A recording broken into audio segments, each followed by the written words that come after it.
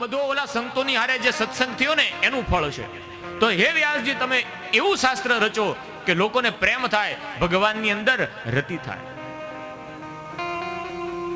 ભીષ્મ પિતામહ એને શું કહ્યું? તમારી અંદર મને રતિ થાય, મને પ્રેમ થાય. તો એવું પ્રેમ શાસ્ત્ર રચો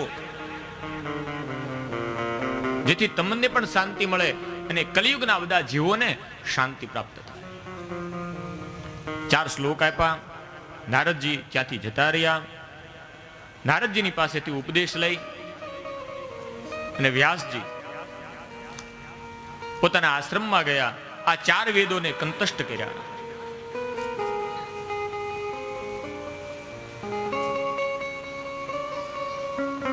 સરસ્વતીના કિનારે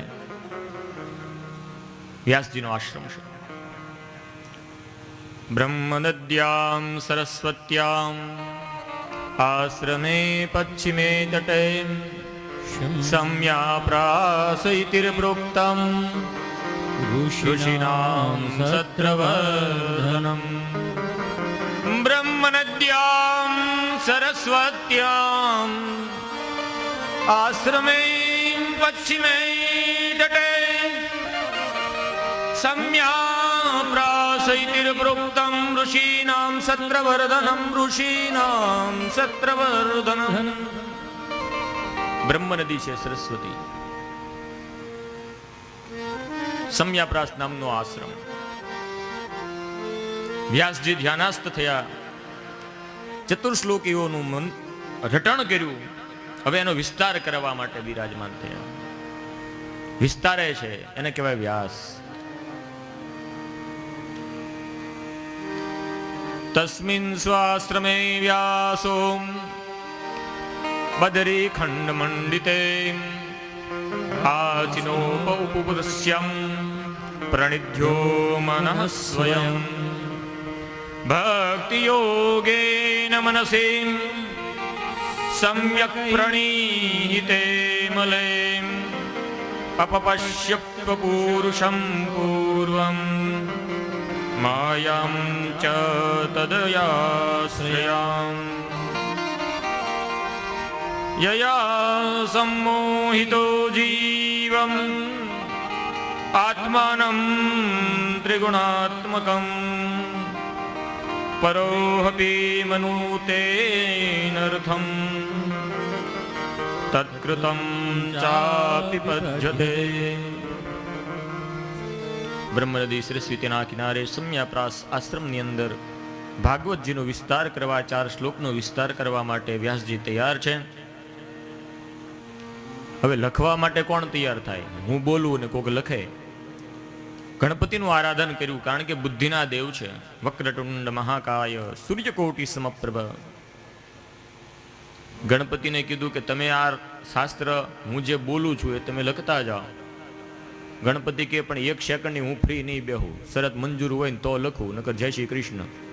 વ્યાસજી કે મંજૂર, તમને હું નવરો રહેવા નહીં દઉં.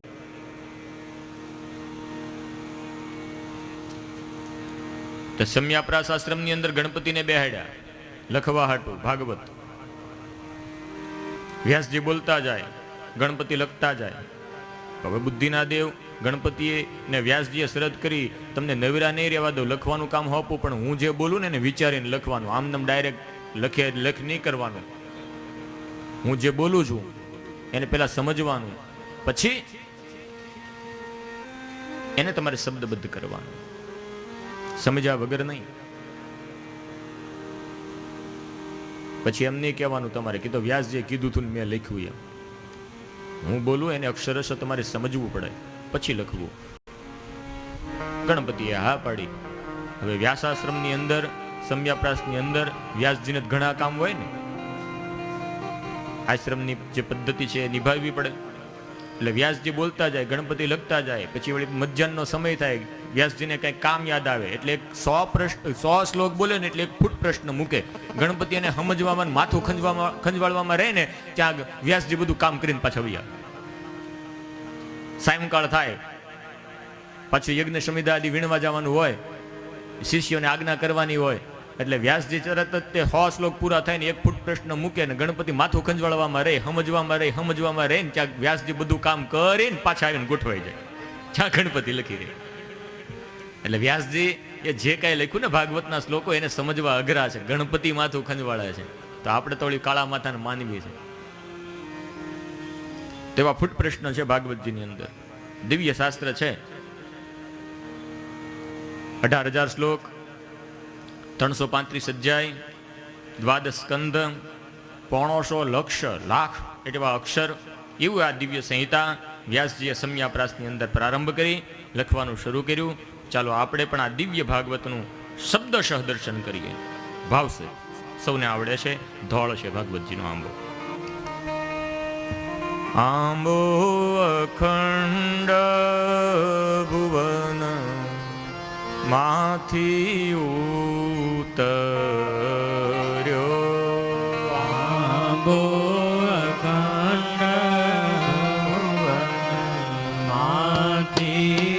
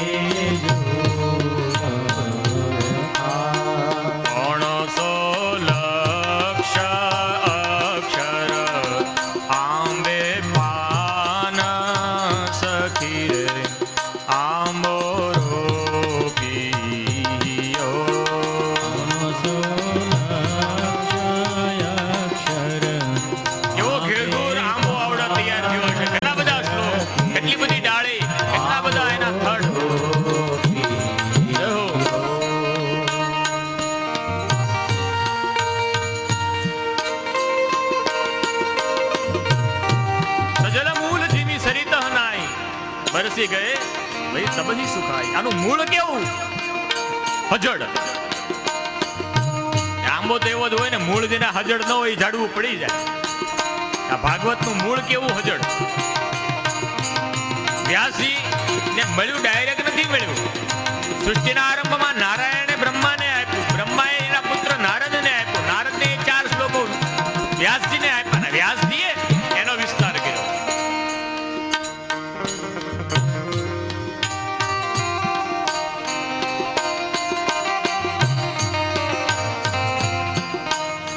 કલ્પ વૃક્ષ દયાંબો દૂધિયો, કલ્પ વૃક્ષ દયાંબો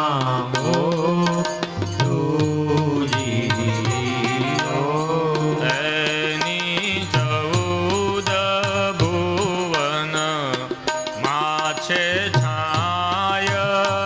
સખી રે આંબો રોપિયો. આ ઘનઘોર વૃક્ષ કલ્પ વૃક્ષ છે ને આ 14 બ્રહ્માંડની અંદર, બધા ભુવનની અંદર આ આંબો છે. આ ભાગવતજી છે, એની નીચે આવી, એના આશરે આવીને, એના શરણે આવીને જે જેવી અપેક્ષા રાખે એવું ફળ એને પ્રાપ્ત થાય, કારણ કે કલ્પ વૃક્ષ છે. એટલે એની છાયા દરેક જીવને મળે છે.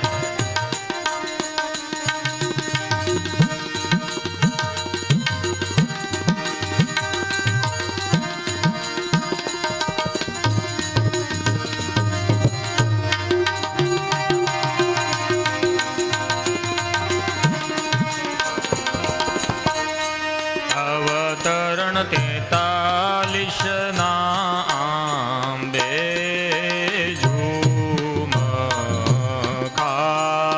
અવતરણ 43 આંબે ઝુમખા. શ્રીમદ ભાગવત આંબાના ફળ સખી રે આંબો રોપિયો. અને આ ફળ એ આંબાનું, એ કલ્પવૃક્ષનું ફળ. સખી રે આંબો રોપિયો. તે ફળ શ્રી સુકદેવ ભેડીને લઈ ગયા. અને સુખદેવજી મહારાજને આ ફળ ગમી ગયું, તોડી લીધું. એ સુખ કહેતા પોપટ, એને ચાંચ મારી દીધી આ ફળ. પરીક્ષિત બેઠા છે ગંગાના તીર સખી રે આંબો રોપિયો. ને પ્રસાદી લેવા માટે પરીક્ષિત નદીના કિનારે, ગંગા કિનારે તૈયાર જ છે. સુખદેવજી ક્યાં ત્યાં? એ રસ રેડિયો પરીક્ષિતના શ્રવણમાં. આ રસ છે પરીક્ષિતના કાનમાં, એટલે કથા સુધાનું પાન શ્રી સુખદેવજી મહારાજે પરીક્ષિતને કરાવ્યું. હરો અનુગ્રહનો આધાર સખી રે આંબો રોપિયો. કરો અનુગ્રહનો આધાર સખી રે આંબો રોપિયો. 7 દિવસમાં શ્રી કૃષ્ણ પદ મળ્યું. 7 દિવસમાં શ્રી કૃષ્ણ પદ મળ્યું. જય શ્રી પુરુષોત્તમ અભિરામ સખી રે આંબો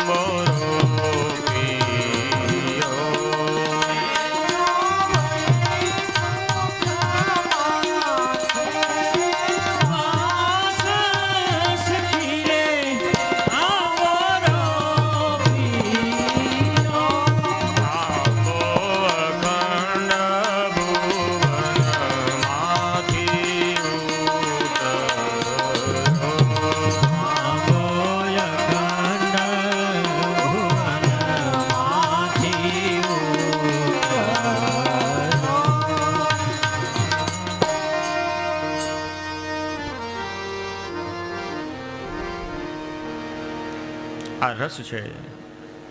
આંબો તૈયાર થયો, ભાગવતજીનું એક વટવૃક્ષની અંદરથી પાકેલું, ગલિતમ ફલમ સુકમ કાદમ દ્રવ્યુતમ દ્રવસંયુતમ પીબત ભાગવતમ રસમાલયમ મુહુર્હો ઋષિકા ભુવિક ભાવકા. સુખદેવજીએ ચાંચ મારી અને આ ફળને પરીક્ષિતના કાનમાં રેડ્યું. કલ્પવૃક્ષની નીચે જે કોઈ બેઠા હોય એને બીજી કોઈ અપેક્ષા રહે છે નહીં. એ માત્ર સંકલ્પ કરે, કલ્પના કરે, માંગ કરે એટલે એને મળે. માત્ર વિચારે ચાહે એને ફળ પ્રાપ્ત થાય. એવું ભાગવત એ કલ્પવૃક્ષ રૂપી આંબાનું ફળ છે. પણ જરૂર છે માત્ર કલ્પવૃક્ષના છાંયે બેસવાની. ક્યાં તો તમે કલ્પના ન કરી શકો ને ક્યાં તો એ કલ્પવૃક્ષ ન હોય અને બીજા કોઈ બાવળિયાની હેઠે તમે બેઠા હો.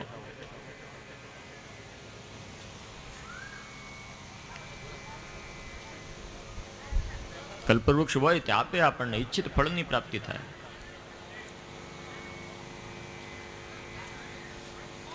નદી કિનારે બાપુ જે નર બેઠો હે તૃષાન એની છુપાણી રે.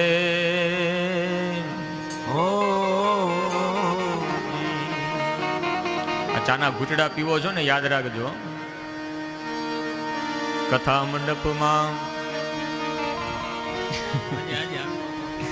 નદી કિનારે કોઈ નર બેઠો હે તૃષાન એની છુપાણી રે. ઓ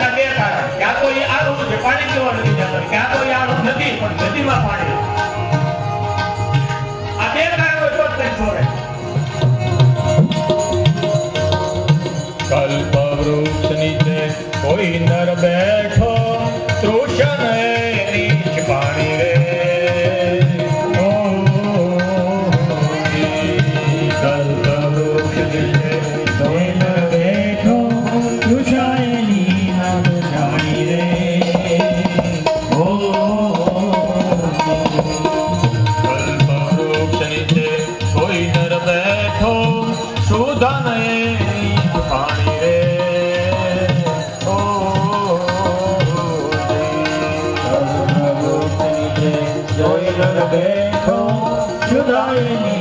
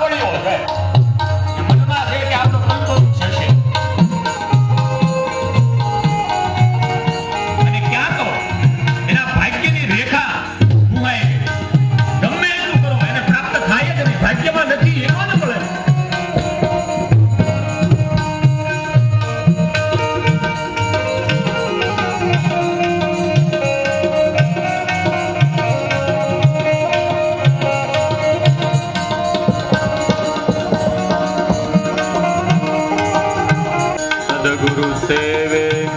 હવે આવ્યું મહત્વનું. પોથી પટપટ જગમવા ભયાન પંડિત કોઈ. સદગુરુ સેવે ના સુધર્યો વિમળ મળી નહીં વાણી રે. ઓ સદગુરુ સેવે ના સુધર્યો વિમળ મળી નહીં વાણી રે. ઓ આશ્રમમાં જાય, ઓ ભજન કરે, ગુરુજી ગુરુજી રોજ દંડવત થઈ જાય. ના સુધર્યો વિમળ મળી નહીં વાણી રે.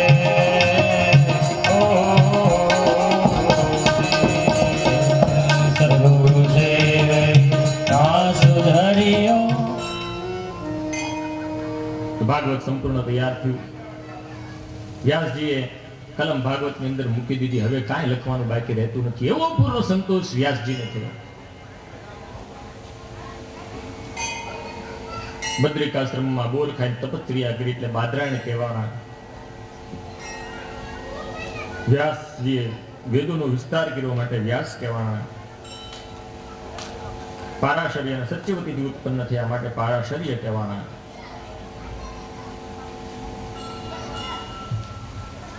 વ્યાસજીને પૂર્ણ સંતોષ. ભાગવત રચાયું, પણ હવે શીખવાડવું કોને? વારસદાર હતો પુત્ર, એ તો જન્મતાની સાથે જ નીકળી ગયો, ઘરનો ત્યાગ કરી દીધો. તો હવે અયોગ્ય અને અવ્યક્ત કુપાત્ર હોય એને તો આ દેવાય નહીં. લોભી જીવ હોય એને ભાગવત ભણાવે તો એ તો વ્યર્થ કરાવવાનો ને. જેને તરસ લાગી જ નથી અને એને તમે પાણીનો જગ આપી ગયો તો એ ઢોળી જ નાખી, પીવે નહીં. આ સુધાનું પાન કોણ કરે? કે જે સાચા અર્થમાં તરીસો છે એને.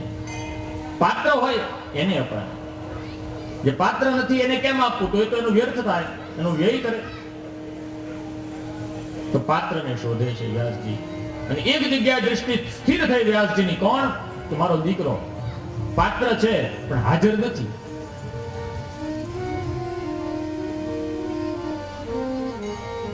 પાત્ર વગર કોઈને આપવું નથી. કુપાત્ર વસ્તુ નવાવીએ પાનબાઈ. કુપાત્ર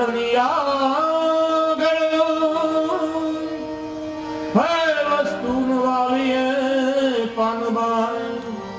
હજી હમજીને રહીએ ચૂપજી.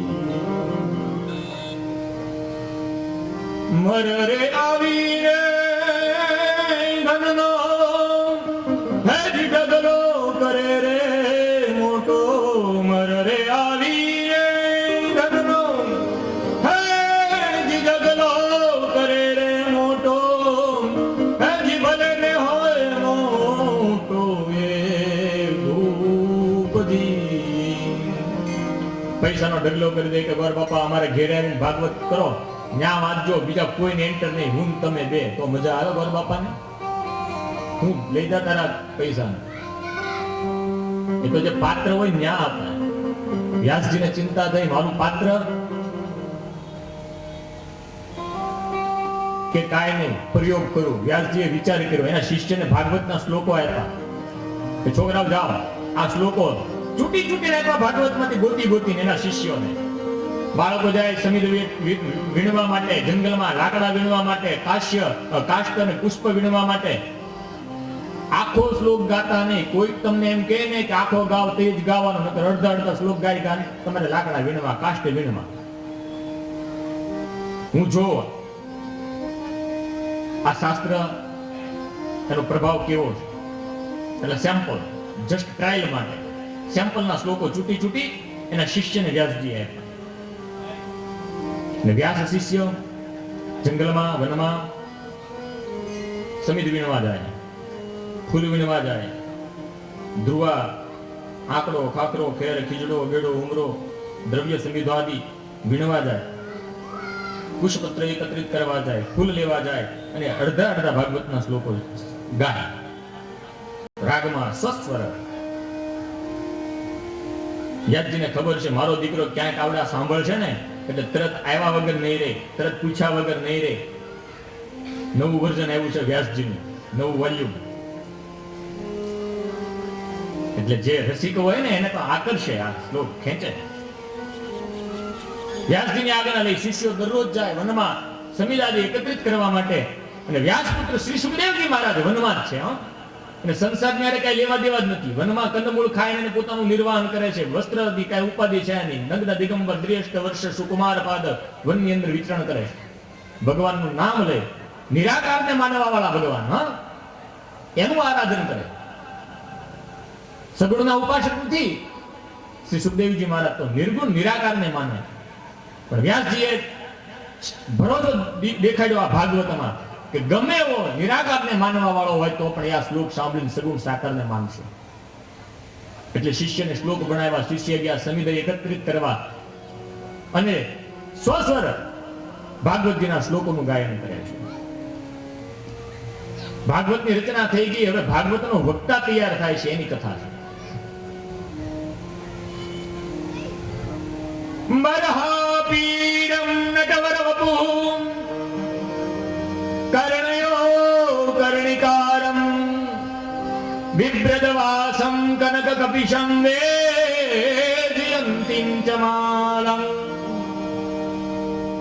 10મા સ્કંદનો વેણુ ગીતનો શ્લોક વ્યાસ શિષ્ય ગાય છે. વનનીય વનરાજની અંદર પડઘા પડે છે શ્લોકના. ક્યાંક યોગ્ય કાન સુધી અમારા શબ્દ પહોંચી જાય એવી આશાઓમાં શિષ્ય જોર જોરથી સ્વરની અંદર આ શ્લોકોનું ગાન કરે છે. બરહાપીડમ નટવરવપું. બરહાપીડમ એટલે પગની આટી મારીને કાનો ઉભો છે વનમાં. નટવર, નટ કેતા એક્ટર, વર કેતા શ્રેષ્ઠ. The Krishna is the best actor. બરહાપીડમ નટવરવપુ કર્ણયો કર્ણિકારમ.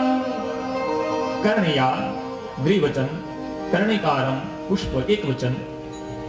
ઘડીક અહીંયા ફૂલ મૂકે, ઘડીક અહીંયા ફૂલ મૂકે, પગની આટી મારીને એવા નખરા કરે. આ વિભ્રદવાસં કનકકપિશં વેદયંતિં ચ માલં.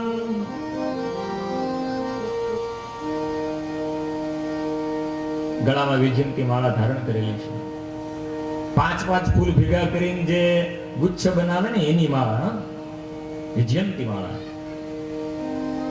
ગુંજામાલા, ચણોઠીની માળા, લાલ સફેદ લાલ સફેદ આવી ચણોઠીની માળા ધારણ કરે ભગવાન. ને ક્યાં તો ગુંજામાલા, 5 ફૂલ કરેણાદીના ચંપો ભેગા કરી અને એની માળા ધારણ કરે. કેવો રૂડો લાગતો હશે. આનું સુંદર વર્ણન છે આ શ્લોકની અંદર. વેણુ ગીતની અંદર ગોપીઓએ આ શ્લોકનું વર્ણન કરેલું છે, પણ અધૂરો શ્લોક છે. બરહાપીડમ નટવરવપુ કર્ણયો કર્ણિકારમ વિભ્રદવાસં કનકકપિશં વેદયંતિં ચ માલં. ગળામાં વિજયંતી માળા ધારણ કરેલી છે અને સસ્વરમાં જોર જોરથી શિષ્ય શ્લોક બોલે છે. અને એ પડઘા પડતા પડતા પડતા પડતા પડતા પડતા એક વૃક્ષના થડે આરામ કરતા ધ્યાનમગ્ન એવા શ્રી સુખદેવજીના કાનમાં શ્લોક પડ્યા અને આંખો ખુલી. કઈ દિશામાંથી અવાજ આવે છે? કાન હવળા કર્યા. જે દિશામાંથી અવાજ આવતો હતો ને તે તરફ દોડ્યા. આનું મૂળ પકડવું જોઈએ. આ ગમ્યું, આ વર્ણન સરસ છે પણ આનું અધૂરું લાગે. જે ખરેખર જાણકાર હોય ને એને ખબર પડી જાય અધૂરું છે કે આખું છે. રસોઈ તૈયાર થાય ને જાણકાર હોય ને એને કે તમે ચાખોટ દાળ કેવી જ છે, થોડીક જ ચાખે ત્યાં ખબર પડી જાય ફલાણું ઘટે ખટાશ કે મીઠું ગળ પણ. જાણકાર હોય તરત ખબર પડી જાય. સુખદેવજી દોડ્યા. તે છોકરાઓ સમિધો વીણતા હતા વનની અંદર. એ છોકરાઓ, બસ લોકો તમે ગાવ છો? હા સરસ છે હો, પણ અધૂરો નથી લાગતો તમને? અધૂરો જ છે. તો લાગે જ ને અધૂરો. હે અધૂરો છે તો આખો કેમ નથી ગાતા? તમારા ગુરુજીએ ના પાડી. કેમ? કે કોઈ આખો એમ કે ને ગાવ ત્યારે જ પૂર્ણ શ્લોક ગાવો, બાકી અધૂરા કટકા ગાવા તમારે. તો હવે હું કહું છું પૂર્ણ શ્લોક ગાવ. અચ્છા ગેમો, અરે ગેમો એટલે વાત પૂછો, આખો શ્લોક ગાવ એટલે બીજું પદ. એ શિષ્યોએ એ શ્લોકનું પૂર્ણ સંભળાવ્યું. મરહાપીરમ નટવર વપુ કર્ણયો કર્ણિકારમ બિભ્રદવાસમ કનક કપિશમ વેદયંતિમ ચ માલમ વૃંદારવેણુવદર સુદયા પૂરયન ગોપવૃંદે વૃંદારણ્યમ સ્વપદરમણમ પ્રાવિશદ ગીત કીર્તિ. હવે બરોબર. વૈજયંતી માળા સુધી તો ઠીક હતું કે ગળામાં વૈજયંતી માળા ધારણ કરેલી છે, પગની આંટી મારી ઊભો છે ને કાનમાં કનેરનું ફૂલ લગાડેલું છે, પણ જ્યાં સુધી કાનાને હાથમાં તમે વાંસળી નો આપો ને ત્યાં સુધી કાનો અધૂરો. હવે આ શિષ્યોએ હાથમાં વાંસળી પકડાવી. રંદ્રાર વેણુ અધર સુધયા પૂરયન ગોપવૃંદે વૃંદારણ્યમ સ્વપદરમણમ પ્રાવિશદ ગીત કીર્તિ. અને સુખદેવજી રાજી થઈ ગયા. આહા, કેવું સુંદર સ્વરૂપ છે, નયનરમ્ય સ્વરૂપ છે ભગવાનનું. નિરાકારને માનવા વાળા સગુણ સાકારની અંદર ધ્યાનમગ્ન થયા. જુઓ આ શ્લોકનો પ્રભાવ. પણ સાકારની અંદર મન લગાવ્યું એનો મતલબ એ નથી કે સાકારનું હૃદયમાં પધરાવવું. આ ઠાકોર આવે ને ઘેરે તો એને વળી માખણ મિશ્રીના ભોગે ધરવાના. હું તો ફક્કડ ગીરધારી, કપડાને વ્યાજ નહીં. આને મારે ભોગ ક્યારે અપાવવા? આની તો વળી આંખે સમાની પૂજા કરવી પડે હે, અને ભોગ અર્પણ કરવાના ને એને વળી રમાડવા નાના બાળકની જેમ. મારે ત્યાં ખાવાના ઠેકાણા નહીં, કપડા તો પહેરતો જ નથી, નગ્ન દિગંબર કંદમૂળ જે મળે એ ખાઈ લઉં. છોકરા મારી વાહ ધૂળ ઉડાડે, ગાંડો કઈ મને બોલાવે, હું આને હૃદયમાં પધરાવું તો આને તો હું શું સેવા કરી શકવાનો? એટલે દયા શ્રી સુખદેવજીએ સ્વરૂપને પધરાવ્યું નહીં હૃદયમાં. આનંદ તો આવ્યો, ઘડીક તો ઈચ્છા પણ થઈ ગઈ. નિર્ગુણ નિરાકારને માનવા વાળો એવો સુખદેવજી અત્યારે ડરે છે કે આ સગુણ સાકારને હું હૃદયસ્થ કેમ કરું? કેવળ શિષ્ય બોલ્યા, સમજી ગયા, આને ગમો છે પણ બીવે છે. એ ગમો? હા ગમો. બીજો બતાવું? બીજો શ્લોક ગાઓ? હા ગાઓ. બ્રિટિશ ખંડમાં વિદુર અને મિત્રીનો સંવાદ, ત્યાંથી આ શિષ્યોએ શ્લોક ઉપાડ્યો. સામકૃષ્ણનો શ્લોક, ઓલો શૃંગાર રસનો. અહો વકીયં સ્તનકાલકૂટં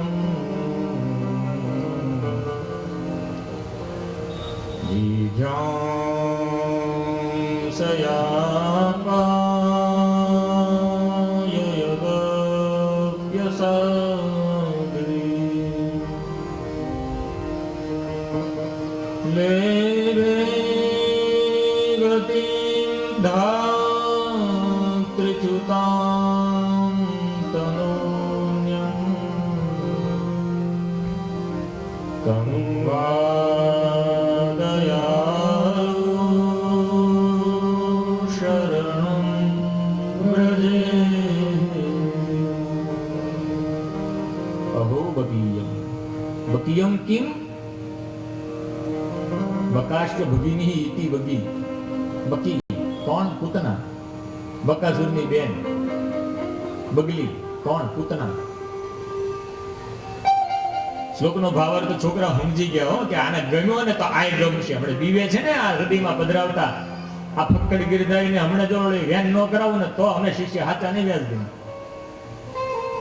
અહો બકીયમ સ્તન કાલકૂટમ.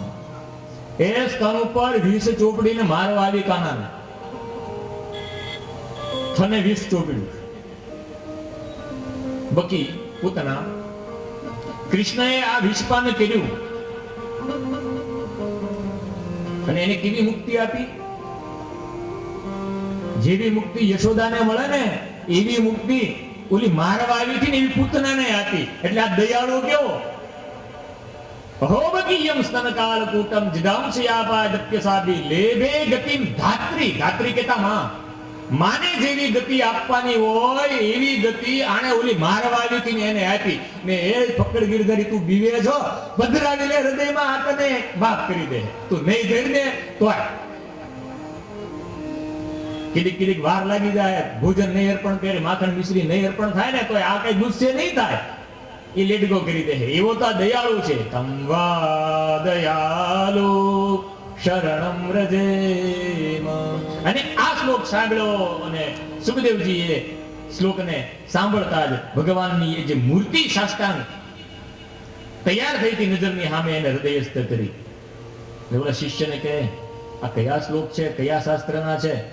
મેં તો બધા શાસ્ત્ર પુરાણો વાંચ્યા છે, મારે કઈ સાંભળવાનું ભણવાનું બાકી નથી રહ્યું. ના તમે નવું લાવ્યા? એ કે નવું છે એટલે નવું જ હોય ને. કેમ, કયું શાસ્ત્ર છે આ? કે આ ભાગવત શાસ્ત્ર. નવું એવું? અરે હજી લેટેસ્ટ છે. હજી તો આને અર્પણ વિધિ બાકી છે, હજી તો તૈયાર જ થયું છે. અમે તો સેમ્પલ ના શ્લોક ગાઈએ છીએ. આવા 18,000 છે. હે તો આ સાંભળવા જોઈએ. કોણ છે તમારા ગુરુજી? કોણે રચના કરી? કે અમારા ગુરુજી વ્યાસજી, અને એને રચના કરી અને કૂદકો માર્યો મારો બાપો. તો હવે મને હક છે, હું છાતી ઠોકીને માંગુ કે મને આ હવે બુઢો થઈ ગયો, તું ધોળી ગાડી થઈ ગઈ, હવે વારસો કોને મળવો જોઈએ? કે છોકરાને. હું તારો એક દીકરો, હવે આ ભાગવત મને આપી દો, હું એનો વારસદાર છું. બાપાનું હકીકતે દીકરાનું જ હોય ને. પણ દીકરો છે એટલે નહીં, પુત્ર છે એટલે નહીં, પાત્ર છે ને એટલે વ્યાસજી એના દીકરાને. પુત્ર હોય એ વાત સાચી, પણ પુત્ર બધા પાત્ર નથી હોતા. અહીં પુત્ર એ છે ને પાત્ર પણ છે. ચાલો મને લઈ જાઓ તમારા ગુરુજીની પાસે. ને આનંદ વિભોર થઈ. નિર્ગ્રંથાપ્યુક્તમે અહેતુકે અપ્રતિહતા યાતમા સંપ્રસિદ્ધતિ. જેને કોઈ પણ પ્રકારની ગાંઠ નથી, નિર્ગ્રંથા છે. ગ્રંથા કેતા ગાંઠ. ત્યાં વ્યાસપીઠ ઉપર બેસીએ ને અમારે 4 ગાંઠો હોય. એક તો ધોતિયું બાંધી એટલે ધોતીની ગાંઠ એક, બીજી આ પોથી બાંધવી ને પોથી એની ગાંઠ બીજી, જનોઈ પહેરવી ને એમાં 6 ગાંઠી હોય. કેટલી? 6 જનોઈની અંદર 6 તાગડા, 6 ગાંઠ, 6 એક પોથીની, 7 એક ધોતીની, 8 એક ચોટીની. કેટલી ગાંઠું થઈ? 8 9. એટલે આ વ્યાસજીના પુત્ર સુખદેવજી છે ને એક ગાંઠ જ નથી, પોથી રાખતા જ નથી, એટલે એ ગાંઠે નથી. બ્રાહ્મણના બાળકને 6 વર્ષ થાય ને પછી જનોઈ દેવાય. ને આ તો જન્મતા વેત જ ભાગી ગયો છોકરો, એટલે જનોઈ હજી યજ્ઞોપવિત સંસ્કાર થયા જ નથી, એટલે જનોઈની ગાંઠ પણ નથી, પોથી રાખતા નથી. લાંબા ગોઠણ સુધીના વાળ છે સુખદેવજીની, ચોટી નથી રાખતા, લાંબા કેસ છે. બહેનોને હોય ને એવા ગોઠણ સુધી પગ્યા. ધોતી તો પહેરતા નથી, નગ્ન દિગંબર ફરે છે. એટલે ધોતીની ગાંઠ નથી, ચોટીની નથી, પોથીની નથી, યજ્ઞોપવિતની. એટલે નિર્ગ્રંથાપ્યુક્રમે અહેતુકી અપ્રતિહતા યયાત્મા સંપ્રસિદ્ધતિ. એટલે બંધનથી મુક્ત છે એવા શ્રી સુખદેવજી મહારાજ આજે બંધનમાં પડવા જાય છે વ્યાસજીની પાસે. અને દૂરથી આવતા જોયા શિષ્યની સાથે. સાયંકાળ થયો, ગોધૂલી સમય. વ્યાસજી પોતાના આશ્રમની અંદર સંધ્યા વંદના કરીને હજી ઊભા થયા. ત્યાં શિષ્યોને આવતા જોયા. સમિધ લઈને શિષ્યો આવે, સાથે સાથે કોઈ અજાણ્યો માણસ છે. આમ હાથનો નેજો કર્યો, બુઢા થઈ ગયા ને વ્યાસજી. કોણ આવે છે, કોણ આવે છે? ને જોયું કરે મારો દીકરો. ઊભા થઈ ગયા આસન ઉપરથી, હામાં દોડ્યા. દીકરો પગે લાગ્યો, અરે ઊંચો કરી એને છાતીએ લગાડ્યો વ્યાસજી. વ્યાસજીને ખબર હતી ગમે એમ મારા શિષ્યો જાહેના શ્લોક છે ને એ સાંભળતા વેદ સાચો જાણકારી છે, એ આવશે, મારો દીકરો આવ્યો. આપણને ખોટા ભ્રમ થાય છે કે આ સાંભળશે ને આ વાંચશે ને એ બાવો થઈ જાય છે, ને આપણને એવી ખોટી ગ્રંથિ બંધાઈ ગઈ છે. બાકી આ તો જે બાવો થતો હોય ને એને જંગલમાંથી પાછો લઈ આવે એવું શાસ્ત્ર. કથા સાંભળવા ન જવાય, નાના છોકરા હોય ને બાવા થઈ જાય, સાધુ થઈ જાય, ભગત થઈ જાય ને ભગત થઈ જાય. આ સાંભળીને ભગત થઈ જવાય? અરે એ ભગત થાતો હતો ને, એને કૃષ્ણે અટકાવ્યો છે. ગીતાજી સાંભળજો. મારે લડવું નથી. હામાં બધા મારા સગા વાલા પિતા સમાન ઉભા છે, શિષ્યો ઉભા છે, ગુરુ ઉભા છે, ભાઈઓ ઉભા છે. આ બધાને મારે હણવાના. મારે નથી યુદ્ધ કરવું. આ બધાને હરાવીને આ લોકોને મારીને મારે રાજ્ય લઈ લેવું છે. આવું રાજ્ય મારે જોતું નથી. અત્યારે હેઠે મૂકી દીધા. અને કૃષ્ણે ગાળ દીધી ગીતામાં અર્જુનને, ભયંકર ગાળ. ગીતાજીની અંદર લખીશ, નપુલ સંત ન બન, મરદ થઈ જા. આખી ગીતાના 700 શ્લોક સંભળાવ્યા શ્રી કૃષ્ણે અર્જુનને. જતો તો વનમાં કે હવે આની કરતા તો વળી વનમાં વયું જાવ હારવો. હથિયાર મૂકીને અર્જુન જાય ને ત્યાં ગીતાજી સંભળાવી, ત્યાં એને જ્ઞાન આપ્યું. સર્વ ધર્માન પરિત્યજ્યમામિકમ શરણમ વ્રજાહમ ત્વામ સર્વ પાપેભ્યો મોક્ષયિષ્યામિ મા શુચિ. ને પછી બે હાથ જોડીને અર્જુન બોલ્યો છે કરીશ્યે વચનમ તવ. હા હવે તમે કહો એમ કરી. જે સાધુ થઈ જતો હતો એને અટકાવ્યો કૃષ્ણએ. અને એવી ગીતા સાંભળીને આપણે બાવા થઈ જાય, આપણે સાધુ થઈ જાય, આપણે વનમાં આવ્યા જાય. આપણે સાંભળવામાં ખોટ હતી. એક સજ્જન છે ને રોજ દેવ દર્શને જાય, મંદિરે જાય ને ત્યાં પૂજારી બાપા રોજ ઓલી કથાઓ કહે. એક દિવસ આવતા મોડું થઈ ગયું. એવું પૂજારી બાપા કે રોજ સમયસર તમે કથા સાંભળવા આવી જાવ ને આજે આવતા મોડું થયું કેમ? એ કે છોકરો વેને ચડ્યો હતો કે મારે આવું છે, મારે આવું છે. તે એને આરે ન આવે એટલે અટકાવવામાં, ભૂલવાડવામાં મારે થોડીક વાર લાગી ગઈ. તે ઓલા પૂજારી બાપાએ કીધું લેતો આવા છોકરાને, અહીંયા રમત ઘણું મોટું ફળ્યું છે. એ કે નાના ઘર બાપા એ આપણા હાટું છે, છોકરાને લવાય નહીં અહીંયા. એ બધાને આ જ્ઞાનની વાતો ન અપાય યાર, બધા ભગત થઈ જાય. એટલે પૂજારીએ કીધું તું કેટલા વર્ષથી સાંભળે? હું 5 વર્ષથી છો નહીં. તારો છોકરો એક દિવસ આવશે ને ભગત થઈ ગયા. આપણી માન્યતા કે સત્સંગમાં જાય, કીર્તનમાં જાય, છોકરાઓ જાય તો ભગત થઈ જાય. અરે આ કોલેજ જેનો છે ને મંદિરના પગથિયા કદાચ ઉતરતા હોય ને કોઈ ગર્લફ્રેન્ડ જોઈ જાય ને તો કે તમારા મંદિરે જ છો એમ નહીં ગયું લે ન જવાય. આ ખોટી પર્સનાલિટી ડાઉન થઈ ગઈ વાત છે. એ હાવ સાચી વાત કહું છું, ઘરના છો એટલે ટૂંકમાં કોઈને કહેશો નહીં. વાતને વધારવી હોય ને તો તમારે સિક્રેટ કહીને જ કહેવી, એટલે એ વાતનો વ્યાપ વધે. કોઈને કહેશો નહીં એમ કહીને એટલે તો વધારે જાય વાત. ને બહેનોને તેમ જ કહેવાનું, જો તને એકને જ કહું છું ખાનગીમાં, કોઈને કહેતી નહીં. એટલે પછી જુઓ એ વાત ઉપડે. એટલે તમને બધાને ઘરના જાણીને જ કહું છું, કોઈને કહેશો નહીં. કહું ને વાત બાર જાય ના પણ તમથી છુપાવાય ના. વાત બાર જાય ના પણ તમથી છુપાવાય ના. તમે રહ્યા ઘરના બીજા કોઈને કહેવાય ના. તમે રહ્યા ઘરના બીજા કોઈને કહેવાય ના. વાત બાર જાય ના પણ તમથી છુપાવાય ના. વાત બાર જાય ના પણ તમથી છુપાવાય ના. તમે રહ્યા ઘરના બીજા કોઈને કહેવાય ના. તમે રહ્યા ઘરના બીજા કોઈને કહેવાય ના. જો કોઈને કહેશો નહીં હા, that secret only for you. ઘરના જાણીને કહું.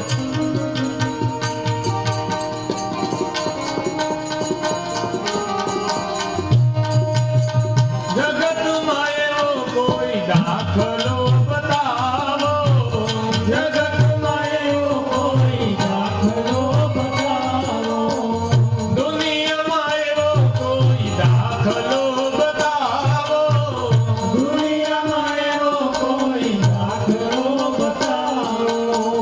ગીતા વાંચીને કોઈ થયો હોય બાવો. ગીતા વાંચીને કોઈ થયો હોય બાવો. કથા સાંભળીને કોઈ થયો હોય બાવો. કથા સાંભળીને કોઈ થયો હોય બાવો. પ્રભુજીની વાણીને, કૃષ્ણની વાણીને આમ વગોરાય. તમે રહ્યા ઘરના બીજા કોઈને કહેવાય ના. તમે રહ્યા ઘરના બીજા કોઈને કહેવાય ના. તમે રહ્યા ઘરના બીજા કોઈને કહેવાય ના. તમે રહ્યા ઘરના બીજા કોઈને કહેવાય ના. વાત બાર જાય ના પણ તમથી છુપાય ના. વાત બાર જાય ના પણ તમથી છુપાય ના. તમે રહ્યા ઘરના બીજા કોઈને કહેવાય ના. તમે રહ્યા ઘરના બીજા કોઈને કહેવાય ના. તો આપણી માન્યતાઓ છે કે શાસ્ત્ર અને પુરાણ સમજીને આપણે સાધુ થઈ જઈએ. તો એ નથી સાંભળીને એવા જ ઘર છોડીને વયા ગયા કે ત્યાગ નથી એ છુટકારો છે.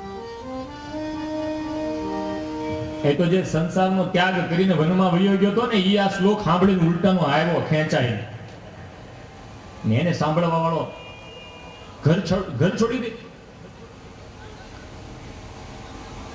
હકનું હતું એની પાસે, એનો હક હતો, અધિકાર હતો, અને અધિકાર જાણીને, પુત્ર જાણીને નહીં, પાત્ર જાણીને વ્યાસજીએ આ દિવ્ય ભાગવત પુત્ર શ્રી સુખદેવજી મહારાજને સંભળાવ્યું, ભણાવ્યું. શાસ્ત્ર તૈયાર થયું, શાસ્ત્રનો કહેવા વાળો વક્તા તૈયાર થયો શ્રી સુખદેવજી મહારાજ. હવે સાંભળવા વાળો શ્રોતા તૈયાર કરવાનો છે. એની કથા માટે વ્યાસજી આપણને મહાભારતની અંદર લઈ જાય છે. મહાભારતની થોડીક કથા ભાગવતના પહેલા સ્કંધની અંદર આપેલી છે. દિવ્ય છે. પહેલો સ્કંદ છે એ 3 દિવ્ય પુરુષ અને 3 દિવ્ય સ્ત્રીઓની કથા. એ ભાગવતના પ્રથમ સ્કંદની કથા છે. મહાભારતના 3 દિવ્ય પુરુષો અને 3 દિવ્ય સ્ત્રીઓ કોણ? પહેલા ભીષ્મ પિતામહ, બીજા યુધિષ્ઠિર અને ત્રીજા પરીક્ષિત મહારાજ. આ 3 દિવ્ય પુરુષોની કથા પહેલા સ્કંદની અંદર છે. 3 દિવ્ય સ્ત્રીઓની કથા ભાગવતના પહેલા સ્કંદની અંદર છે. કોણ છે? કુંતાજી, દ્રૌપદીજી અને ઉત્તરા. આ 3 દિવ્ય પુરુષો અને 3 દિવ્ય સ્ત્રીઓની કથા એ ભાગવતનો પહેલો સ્કંદ. વલ્લભાચાર્યજી મહારાજ કહે છે ભાગવતનું આ વાંગમય સ્વરૂપ છે. એમાં પ્રથમ સ્કંદ તે અધિકાર લીલા છે, દ્વિતીય સ્કંદ છે એ સાધન લીલા છે, અને બાકીના 3 થી તે 12 સ્કંદ છે એ ભગવાનના 12 અંગો છે, 10 અંગો છે. પ્રથમ સ્કંદ ભગવાનનો ડાબો ઉરુ, બીજો સ્કંદ જમણો ઉરુ, ત્રીજો સ્કંદ ભગવાનનો જમણો હાથ, ચોથો સ્કંદ ભગવાનનો ડાબો હાથ, પાંચમો સ્કંદ ભગવાનનું જમણું વક્ષસ્થળ, છઠ્ઠો સ્કંદ ભગવાનનું ડાબું વક્ષસ્થળ, સાતમો સ્કંદ ભગવાનની હથેળી, આઠમો સ્કંદ ભગવાનના ઉરુ એટલે સાથળ, નવમો સ્કંદ ભગવાનનો ડાબો સાથળ, 10મો સ્કંદ ભગવાનનું હૃદય, એકાદશ સ્કંદ ભગવાનનું લલાટ, અને 12 સ્કંદ એ ભગવાનની ડાબા હાથની હથેળી. શ્રીનાથજી બાબા આમ ઊભા છે, એક હાથ કમર ઉપર છે. ભગવાનને બોલાવે છે બધા શ્રોતાઓને, આવી જાઓ, સર્વ ધર્માન પરિત્યજ્ય કમ શરણં વ્રજ. આ વાંગમય સ્વરૂપ છે ભગવાનનું. દ્વાદશાંગ ભગવાન છે, એનું 12 સ્કંદ એ ભગવાનનું વાંગમય સ્વરૂપ છે. એટલે પ્રત્યક્ષાવર્તતે હરે. ભગવાન સદામ ગયા ત્યારે બધું જ તેજ એને પોતાનું આ ભાગવતની અંદર મૂક્યું, અને પછી પોતાના લીલા સંવરણ કરીને પોતાના સ્વધામને ગયા. એમાં પ્રથમ સ્કંદ એ અધિકાર છે. અધિકાર પ્રાપ્ત થાય પછી સાધન મળે, એટલે બીજા સ્કંદને સાધન લીલા એવું નામ આપ્યું. લાયસન્સ વગર ગાડી ન હકાય, એટલે પહેલો સ્કંદ એ લાયસન્સ લેવાની પ્રોસેસ છે, એટલે અધિકાર લીલા. મહાભારતની કથા કીધી છે. મહાભારતનું યુદ્ધ પૂરું થયું છે. દુર્યોધનની જાંગને ભીમની ગદાએ તોડી નાખ્યા છે, હાથળ ફાડી નાખ્યા ગદા મારી મારી ભીમે. કણસતો પીડાતો એવો દુર્યોધન હવે કઈ ઉભો થયો કેમ નથી ને મરતોય નથી. કણસે છે, પીડાય છે. મહાભારતના યુદ્ધમાં છેલ્લે 3 જ વ્યક્તિ જીવે છે. એક દુર્યોધન, આ કૌરવ પક્ષ. પાંડવ પક્ષે તો કોઈનો વાળી વાકો નથી થયો. કૌરવ પક્ષે માત્ર 3 જણા જીવે છે. એક કૃતવર્મા, બીજા અશ્વત્થામા અને ત્રીજા દુર્યોધન. આ 3 જ જણા. બાકી આખી કૌરવોની સેના હણાઈ ગઈ છે. 100 પુત્ર મરી ગયા છે ધૃતરાષ્ટ્રના. ધૃતરાષ્ટ્ર આદિ જીવે છે, પણ એને યુદ્ધમાં ભાગ લીધો નહોતો, અંધ છે. ભીમની ગદાએ દુર્યોધનના હાથને તોડી નાખ્યા, અને કણસતો પીડાતો એવો દુર્યોધન પીડ્યો છે, અને એનું હિત કરવા માટે થઈને એનો મિત્ર દ્રોણપુત્ર અશ્વત્થામા આવ્યો. મિત્ર, તું ગભરાઈશ નહીં. તારી આ હાલત કરવા વાળા એ 5 પાંડવોને સવાર થતાની સાથે હું મારીને તારી પાસે લાવું છું. આવો મિત્ર હોય. કર્ણ મિત્ર હતો, અશ્વત્થામા મિત્ર હતો. ભલે ખબર છે કે અનિતિનો માર્ગ છે, પણ મિત્ર છે ને એટલે અનિતિના માર્ગે હોવા છતાં મિત્રતા નિભાવવા માટે કર્ણે પણ, એટલે તો પાંડવોનો ભાઈ હતો, ત્યાં નો વયો જાય, પણ નહીં. મિત્રનું દુઃખ જોયું નથી જાતું. દુર્યોધને આશ્વસ્ત કરવા માટે, સાંત્વના આપવા માટે અશ્વત્થામાં જાય છે કે તું ચિંતા ન કર મિત્ર, સવારનો સૂરજ ઉગવા દે, એ પહેલા 5 પાંડવોના મસ્તક તારા ચરણમાં ન લાવું તો કે યુદ્ધમાં આખી સેના થઈને 5 પાંડવો કોઈનાથી હણાયા નહીં ને અશ્વત્થામાં એકલો મારી હતા ને, આ શક્ય નથી. એટલે અશ્વત્થામાએ શું કર્યું કે રાતના અંધારામાં બધા સૂતા હોય ને ત્યારે જ મારું. આવું વિચાર કરી ખુડું ખલગલાય અને પાંડવોને મારવાના વિચારથી રાતના અંધારામાં ગયું. કૃષ્ણને ખબર પડી જે નીચે જે જગ્યા ઉપર પાંડવો સૂતા હતા ત્યાંથી કૃષ્ણએ ઊભા કર્યા અને તેને અન્યત્ર લઈ ગયા અને જે જગ્યાએ પાંડવો રોજ સૂતા તે જગ્યા ઉપર પાંડવોના 5 પુત્ર, દ્રૌપદીના 5 દીકરા હતા એને સુવડાવ્યા. કુમાર અવસ્થામાં હતા એટલે પિતાજી જેવી હાઈટ થઈ ગયેલી પણ હજી કુમાર હતા, સૂતા છે.